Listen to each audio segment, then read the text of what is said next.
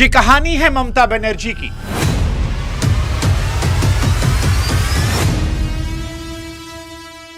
सफेद साड़ी और हवाई चप्पल पहने उस महिला की जिसके पास ना तो कोई बड़ा नाम था, ना सत्ता तक पहुंचने कोई शॉर्टकट, लेकिन जिद ऐसी कि उसने सड़कों से उठकर 34 साल पुरानी सत्ता की दीवारें गिरा दी।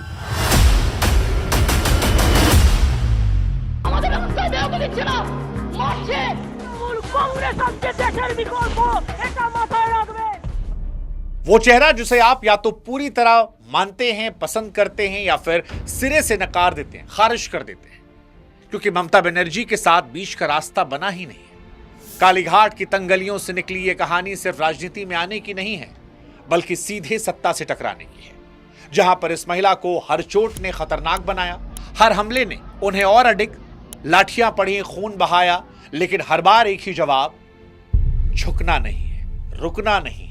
धीरे धीरे सादगी सबसे बड़ी ताकत बनती गई, सफेद साड़ी एक पहचान बनती गई, एक संदेश बनती गई। हवाई चप्पल एक ऐलान बन गया कि ये नेता जमीन से उठी है और जमीन पर खड़ी रहेगी। और फिर एक दिन वही सफेद साड़ी, सफेद चप्पल तेवर बनता है और 3 दशकों के राजनीतिक ढांचे को ढहा देता है। उस राज्य में वामपंथ को खत्म कर देता है जहां पर वो अपने आप में अजय था। लेकिन कहानी यहां खत्म नहीं होती, यहां से शुरू होती है, क्योंकि जीत के बाद सवाल बढ़ जाते हैं कि क्या जिस सिस्टम को चुनौती देकर ममता सत्ता बदल पाई, अब उसी सिस्टम का हिस्सा तो नहीं बन गई, नई शक्ल तो नहीं बन गई? क्या वो जो मां माटी मानुष एक वादा था, कहीं वो राजनीतिक रणनीति तो नहीं बन गई? कालीघाट से उठी ये कहानी फिलहाल बंगाल से निकलकर देश की राजनीति के भी केंद्र में है, जहां पर यह महिला नरेंद्र मोदी, अमित शाह जैसे ताकतवर जोड़ियों को सीधे चुनौतियां दे रही है, बिना आवाज बदले, बिना कदम पीछे किए। लेकिन ममता बनर्जी कहानी को समझने के लिए हमें वापस चलना होगा, वहां पर जहां से इसकी शुरुआत हुई थी, उस कालीघाट में, जहां एक साधारण लड़की ने पहली बार यह तय किया था कि वो सिर्फ सियासत नहीं करेगी, राजनीति को पश्चिम बंगाल में बदल कर रख देगी, पश्चिम बंगाल की पहचान बन जाएगी। यह कहानी है ममता बनर्जी की।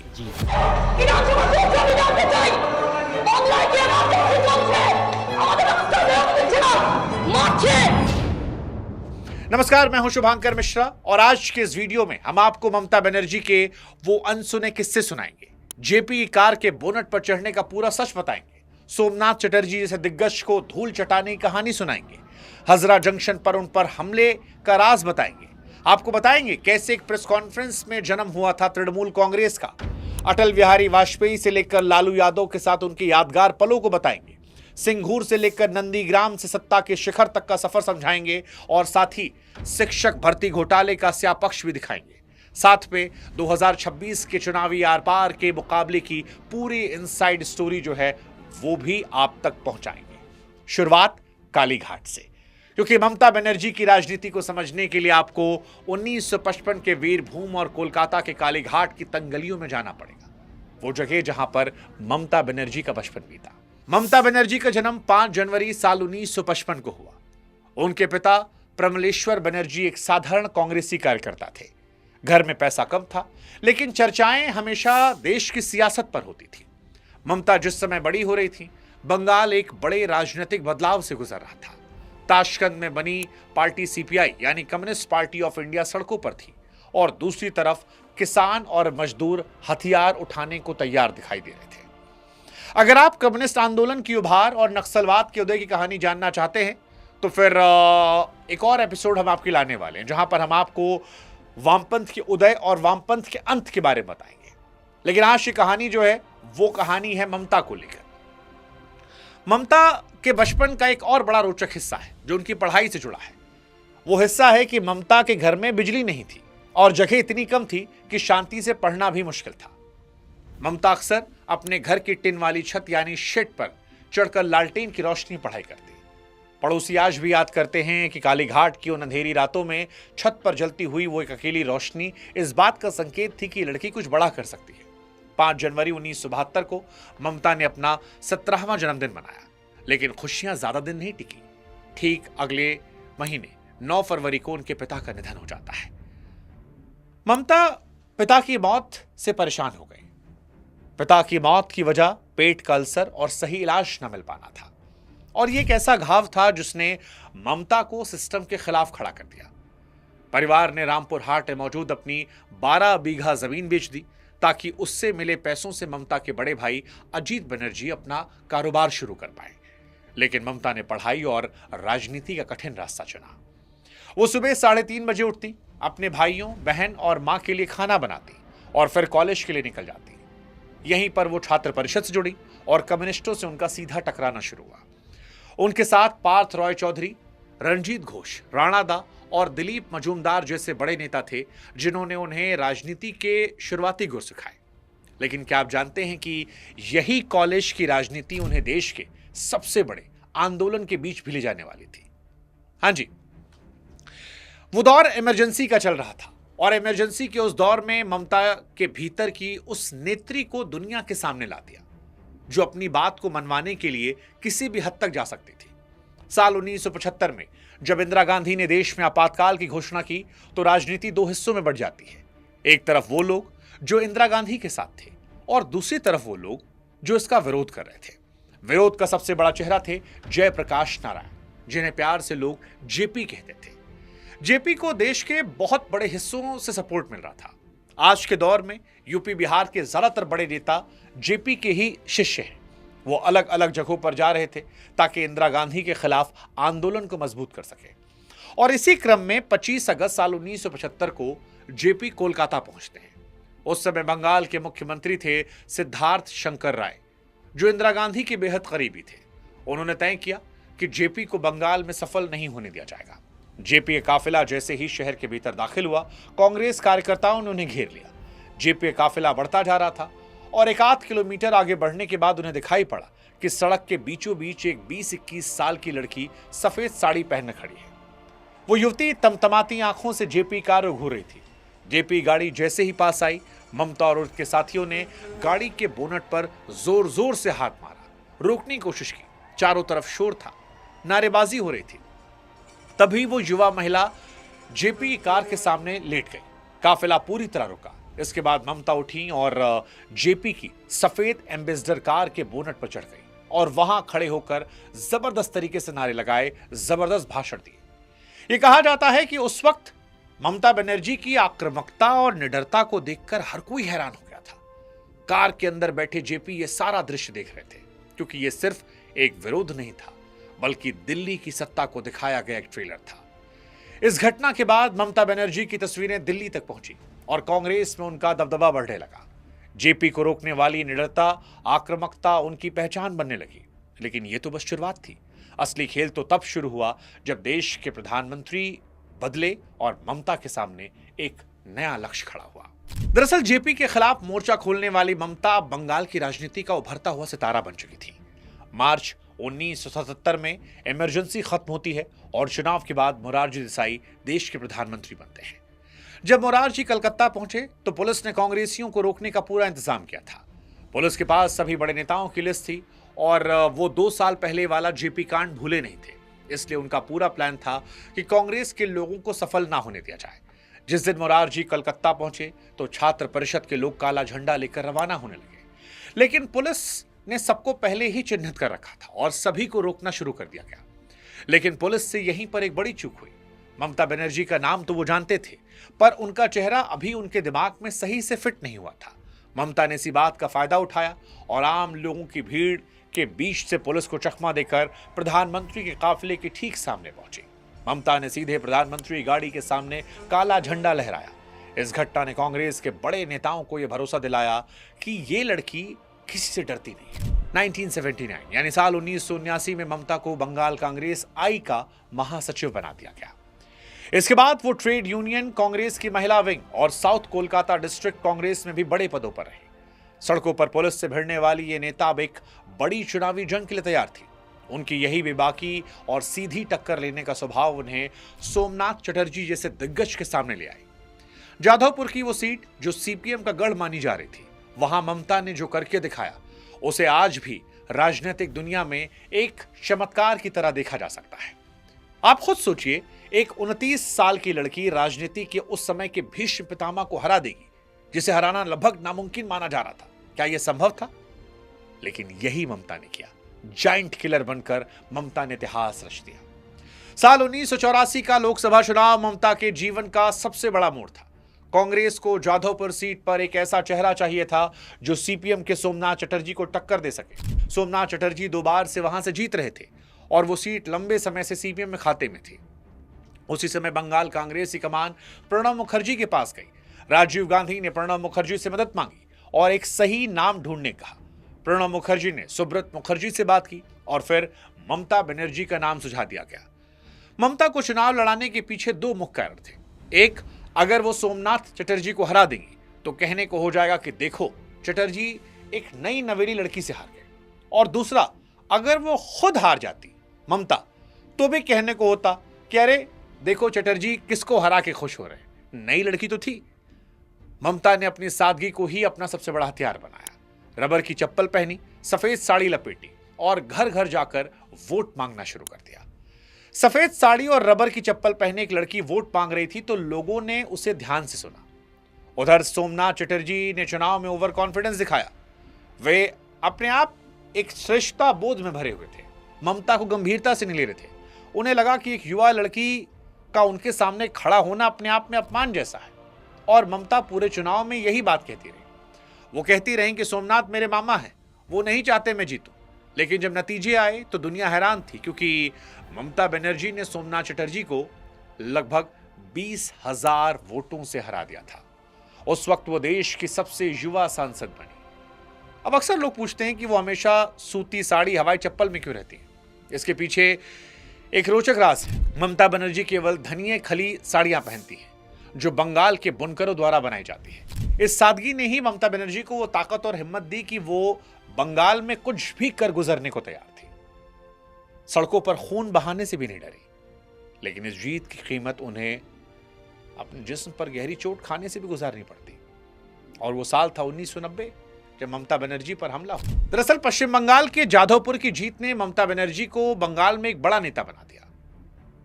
ऐसी नेता जो अब राजीव गांधी की नजरों में भी आ चुकी थी। अगस्त 1990 में जब बंगाल की ज्योति बसु सरकार ने बस और ट्राम का किराया बढ़ाया तो कांग्रेस ने इसके खिलाफ बंद बुला दिया। अब इसकी एक थोड़ी बैक स्टोरी सुनाते हैं आपको, शायद आप ना जानते हो आप में से कई लोग। दरअसल साल 1953 में कोलकाता ट्रमवेश कंपनी ने ट्राम के फेयर में बढ़ोतरी की थी 1 पैसे की, और यहीं पर लेफ्ट को मौका मिला था। तब ज्योति बसु समेत पूरा लेफ्ट सड़कों पर आया था। लेकिन 38 सालों पहले जिस काम के खिलाफ बसु सड़कों पर उतरे थे, इस बार यही काम वो खुद कर रहे थे, क्योंकि 38 साल हो चुके थे। यहीं पर अगस्त 1990 में बंगाल में बस और ट्राम के भाड़े में बढ़ोतरी का जब ऐलान हुआ तो 16 अगस्त को ममता कोलकाता के हजरा जंक्शन पर एक मार्च निकाल रही थी। लेकिन वहां पर सीपीएम मजबूत थी। सीपीएम के समर्थकों की एक भीड़ वहां पहुंची जो बंद का विरोध कर रही थी। वहां पर कई फोटो जर्नलिस्ट मौजूद थे और एक फोटो जर्नलिस्ट की माने तो जो कुछ देखा वो भयावह था। सीपीएम की ओर से आई महिलाओं ने चिल्लाया, ओके मरे दे, यानी उस औरत को मार डालो। इसके तुरंत बाद ममता को घेरा गया और एक आदमी ने लोहे की रॉड से सीधे उनके सिर पर हमला कर दिया।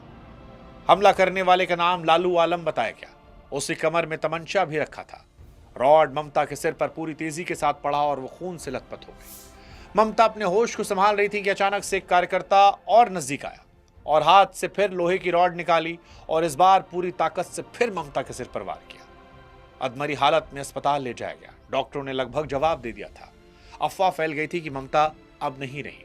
जब होश आया, अपने बारे में खबर सुनी तो मुस्कुराते हुए कहा कि यमराज ने मुझे इसलिए वापस भेजा है क्योंकि उन्हें लगा होगा कि मैं वहां भी हड़ताल कर दूंगी। इसके बाद गुस्से में सीपीएम कार्यकर्ताओं के लिए कहा कि मैं उनको छोड़ूंगी नहीं। इसी गुस्से और कसम ने उस पार्टी को जन्म दिया जिसने आगे चलकर बंगाल का इतिहास बदल दिया। हजरा के मामले ने ममता को एक बात साफ कर दिया था कि अगर बंगाल में राज करना है तो अपनी फौज खुद बनानी होगी। साल 1991 में जब लोकसभा चुनाव जीत कर पहुंची तो पीवी नरसिम्हा राव की सरकार में उन्हें मंत्री बनाया गया। लेकिन उन्हें लगने लगा कि कांग्रेस बंगाल में कम्युनिस्टों के साथ फ्रेंडली मैच खेल रही है। कांग्रेस के सीनियर नेता सुमेन मित्र जैसे लोग लेफ्ट पार्टियों के प्रति काफी नरम थे। ममता इसके सख्त खिलाफ थी क्योंकि उनके लिए लेफ्ट का मतलब केवल दुश्मन था। उनके लिए कोई ग्रे एरिया नहीं था। 1993 में इस नाफरमानी की वजह से उनके पोर्टफोलियो छीन लिए गए। 1996 के चुनाव में जब ममता की पसंद के लोगों को टिकट नहीं मिला तो उनकी नाराजगी और बढ़ गई। साल 1997 में सोनिया गांधी ने उन्हें मनाने की बहुत कोशिश की, लेकिन ममता झुकने को तैयार नहीं थी। वो चाहती थी कि पार्टी की लीडरशिप में बदलाव हो और सीताराम केसरी जैसे उदार नेताओं को किनारे लगाया जाए, जिनकी वजह से लेफ्ट को बंगाल की पॉलिटिक्स में एज मिला हुआ है। 9 अगस्त साल 1997 को उन्होंने ब्रिगेड ग्राउंड में रैली की और कांग्रेस से दूरी जाहिर की। 1 जनवरी साल 1998 को दिल्ली में अजीत पांजा के घर पर अपनी नई पार्टी बनाई, जिसका नाम रखा तृणमूल कांग्रेस। इस नाम का अर्थ सीधा था घास की जड़ें। ममता का संदेश साफ था कि उनकी राजनीति महलों से नहीं बल्कि जमीन की जड़ों से जुड़ी होगी। उसी दिन उन्हें कांग्रेस से निकाल दिया गया। साल 1998 और 1999 के चुनाव में उनकी नई पार्टी ने 7 और 8 सीटें जीती। ममता ने इस बार एनडीए को समर्थन किया। अटल बिहारी वाजपेयी सरकार में वो रेल मंत्री बनी और यहीं से वो दौर शुरू हुआ जब ममता ने बंगाल के लिए दिल्ली की तिजोरियां खोली। लेकिन दिल्ली की सत्ता के बीच ममता का एक और रिश्ता था जो राजनीति से ऊपर था, और वो कहानी थी अटल बिहारी वाजपेयी के साथ। दिल्ली की राजनीति में ममता एक ऐसी मंत्री थी जो अपनी शर्तों पर काम करती, लेकिन अटल जी के सामने वो हमेशा एक जिद्दी पर प्यारी बेटी की तरह रही। अटल बिहारी वाजपेयी ममता को बहुत मानते थे। एक बार जब वाजपेयी जी उनके घर कालीघाट पहुंचे तो ममता ने खुद अपने हाथों से ली उनके लिए बंगाल का मशहूर आलू पोस्तो और लुच्ची बनाई थी। वाजपेयी जी उनकी मां गायत्री देवी के हाथ का बना खाना खाकर बहुत खुश हुए और मुस्कुराते हुए कहा कि ममता जितनी कड़क राजनीति में है उतना ही उनका खाना स्वादिष्ट और नरम है। वाजपेयी जी ने एक बार ममता की मां के पैर छुए और कहा, आपकी बेटी शरारती है, बहुत तंग करती है। ममता भी वाजपेयी जी का बहुत सम्मान करती थी। रेल मंत्री के रूप में उन्होंने बंगाल के लिए बहुत काम किया। हालांकि उनके मन में गुस्सा भरा था। उन्हें लग रहा था कि बार बार बजट पश्चिम बंगाल के साथ भेदभाव करता है। साल 1997 में तो तत्कालीन रेल मंत्री रामविलास पासवान के मुंह पर शॉल का गोला बनाकर मारा था। वाजपेयी सरकार में भी वो पेट्रोल डीजल के दामों को लेकर कई बार नाराज हुए, लेकिन वाजपेयी जी का प्रेम उन्हें हमेशा वापस ले आता। विजय त्रिवेदी किताब हार नहीं मानूंगा कुछ अंश में कई किस्से हैं। जैसे वाजपेयी के पहले कार्यकाल में एक बार पेट्रोल डीजल के दामों में बढ़ोतरी को लेकर ममता नाराज हुई। संकट मोचक थे जॉर्ज फर्नांडिस, उनको मनाने के लिए भेजा गया कलकत्ता। जॉर्ज शाम से पूरी रात तक इंतजार करते रहे, लेकिन ममता ने मुलाकात नहीं की। फिर वाजपेयी खुद पहुंचे और मामला शांत हुआ। लेकिन संसद की कहानी अधूरी है अगर हम लालू यादव और ममता की उस नोकझोंक को याद ना करें। आपको याद होगा, नहीं दिया है तो नहीं दिया जाएगा पगली। हाँ जी, ममता बनर्जी आज के डिजिटल युग में सिर्फ एक कद्दावर मुख्यमंत्री नहीं है, वो इंटरनेट की मीम संस्कृति का एक बड़ा चेहरा है। उनके बोलने का खास अंदाज, उनकी टूटी फूटी हिंदी लेकिन आत्मविश्वास से भरी हिंदी, अंग्रेजी, वैसे ही सोशल मीडिया पर गोल्ड माइन हो गई है। खासकर वो वीडियोस जिसमें वो प्रधानमंत्री मोदी कहती हैं, mister prime minister, mister busy prime minister. I am sure आप में से बहुत सारे लोगों ने ये वाला मीम देखा होगा जो बहुत बहुत बहुत वायरल होता है। ये ममता बनर्जी है। वो जब अपनी बात पर अड़ती हैं तो उनके चेहरे के हाव भाव और बोलने का लहजा भी वैसे ही बदल जाता है। जैसे एक वो वीडियो आया था, हम्बा हम्बा हम्बा रुम्बा रुम्बा ये भी बहुत वायरल हुआ। लेकिन इन सब मजाक और मीम्स के पीछे कड़वा सच ये भी है कि ममता बनर्जी ने इसी आक्रामकता को अपनी सबसे बड़ी ताकत बनाया। रेल मंत्री के रूप में उनका कार्यकाल इसी आक्रामकता को याद किया जाता है और ये लालू प्रसाद यादव के साथ वाक्य को भी दर्शाता है जो आज मीम की दुनिया में क्लासिक कल्ट बनाता है। जब ममता रेलवे की मांगों को लेकर शोर मचा रही थी, लालू यादव ने चुटकी भरे अंदाज में कहा कि नहीं मांगा गया था तो नहीं दिया जाएगा पगली।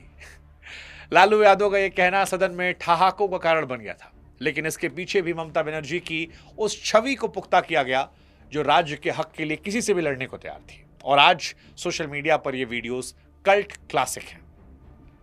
रेल मंत्री के तौर पर भी जिस तरह से मां माटी मानुष के नारे को रेलवे की योजना जोड़ा, उनके राजनीतिक सफर को इसने नई ऊंचाई दी।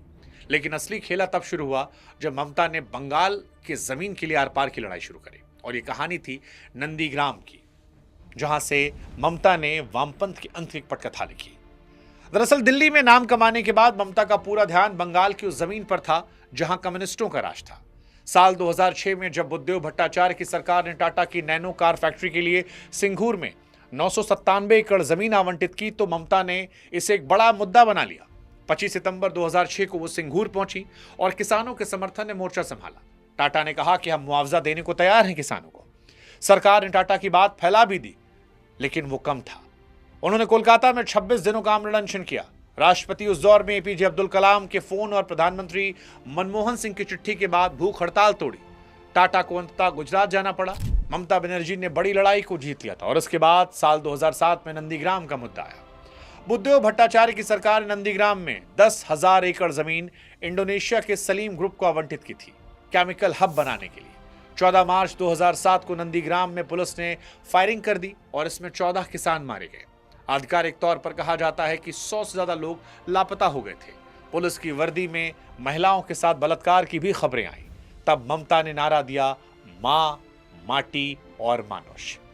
बंगाल के लोगों ने देखा कि जो सरकार खुद को गरीबों का हमदर्द कह रही थी वही उनके खून की प्यासी हो गई। ममता ने इस गुस्से को अपनी सबसे बड़ी ताकत बनाया। सिंघूर और नंदीग्राम के इन आंदोलनों ने ममता को एक ऐसी नेता बनाया जिससे अब कोई रोक नहीं सकता था। और फिर आया वो ऐतिहासिक दिन जिसने बंगाल में 34 सालों के इतिहास को बदल दिया। वो दिन जिसने भारतीय राजनीति के इतिहास को बदला, मई 2011। सिंघूर और नंदीग्राम की तपिश ने पूरे बंगाल को अपनी चपेट में लिया था। साल 2009 के चुनाव में ममता ने नारा दिया था, मां, माटी, मानुष। जो पार्टी बीते लोकसभा चुनाव में बस 2 सीटें जीत पाई थी, इस बार उसके पास 19 लोकसभा सीटें आई। और 13 मई 2011 का वो दिन बंगाल के इतिहास में हमेशा के लिए याद रह गया। जब चुनाव के नतीजे आए तो हर तरफ सिर्फ एक नाम था, ममता बनर्जी का। टीएमसी को 184 सीटें मिली, गठबंधन को 227। 34 सालों से सत्ता में बैठे कम्युनिस्टों का राज एक रात में खत्म हो गया। मुख्यमंत्री बुद्धदेव भट्टाचार्य खुद अपनी जाधवपुर की सीट हार गए। 20 मई 2011 को ममता ने राजभवन में मुख्यमंत्री पद की शपथ ली। वो पैदल चलकर सचिवालय यानी राइटर्स बिल्डिंग तक गई। दरअसल इसके पीछे भी एक कहानी है पैदल चलने की। साल 1992 में ममता सचिवालय में घुसी थी, तब उन्हें पुलिस पकड़कर बाहर लाई थी। बाल पकड़कर घसीटा गया था सीढ़ियों पर। तब ममता ने कसम खाई थी कि जब तक मुख्यमंत्री नहीं बनूंगी तब तक राइटर्स बिल्डिंग में कदम नहीं रखूंगी।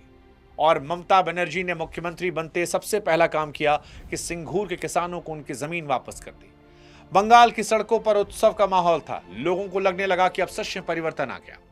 लेकिन सत्ता मिलने के साथ ही नए राजनीतिक विरोधी और नई ताकतें ममता के सामने आने लगी। और अब ममता की लड़ाई बंगाल में लेफ्ट से नहीं थी, दिल्ली के 2 नए दिग्गजों से थी। दिग्गज जो आज प्रधानमंत्री हैं नरेंद्र मोदी और दूसरे अमित शाह। हालांकि ममता का रिश्ता अमित शाह और मोदी से बड़ा खट्टा मीठा है। भारतीय राजनीति अखाड़े में दिल्ली के चाणक्य और बंगाल की अग्निपुत्री का मुकाबला किसी फिल्म जैसा है जिसका क्लाइमेक्स खत्म ही नहीं होता। 2021 के विधानसभा चुनावों में जब अमित शाह ने अब की बार 200 पार की हुंकार भरी तो लगा था कि ममता किला ढह जाएगा। लेकिन दीदी ने व्हीलचेयर पर बैठकर खैला होबे के नारे से पासा पलट दिया। इस बार 2026 में भी यह जंग वैसी ही तीखी है।